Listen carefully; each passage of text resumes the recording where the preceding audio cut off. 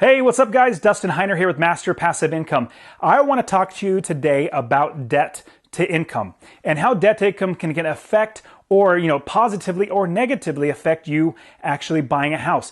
Now, mortgage companies will use your debt to income ratio to see if you're worthwhile to lend to. If you have a high debt to income ratio, they may say, no, we're not going to give them a loan because this person has too much debt, too little income to pay off the debt. The biggest thing banks are worried about is number one, losing their money. The second thing they're worried about is making money on that money. So if they don't lose the money, that's number one, that's great. If they make money, that's the second thing. So the debt to income ratio is going to make sure that they can they're not going to lose their money and then make money on top of that. Now, I want to talk to you about how to invest in real estate rental property and how the debt to income ratio actually helps or hurts your investing. But I also want to teach you how to do that. Go to my site, masterpassiveincome.com/free course. And at the link below, you can click there, get my free course where I'm going to show you all this great stuff about how to invest in real estate rental properties so you can quit your job and you can be successfully unemployed. Now, that's masterpassiveincome.com/free course. Also on the description below, I wrote an entire article about debt to income ratio and how it affects you. Click on that link below so you can read much more about it. Now, when it comes to investing, when you're buying real estate, you're going to be buying lots of properties. And if you're doing it right, if you're scaling, you're also going to be using leverage or getting bank notes on those. You're going to borrow money and have debt.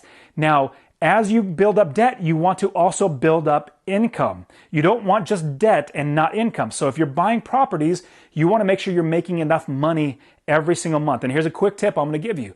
When you buy a rental property, you want to make $250 or more in passive income. Now, I know you might be saying, oh man, Dustin, how in the world can I get that? That's a lot of money. There's no properties out there. Well, yes, if you're living on the West Coast or the East Coast, like in New York City or California, that's going to be really hard to do. But I show my students how to invest all over the country and not just in their own state or in their own backyard. So I want to show you how to do that too. Now, with debt to income ratio, the way you calculate that is you calculate all your debt payments, not how much total, like I have a house, I have a car, I have credit cards. You don't calculate the entire debt. You calculate just the amount of debt payments that you have. So if you have a mortgage, if you have a car loan, if you have credit card, student loan, you calculate all those payments together and then you divide that by your income.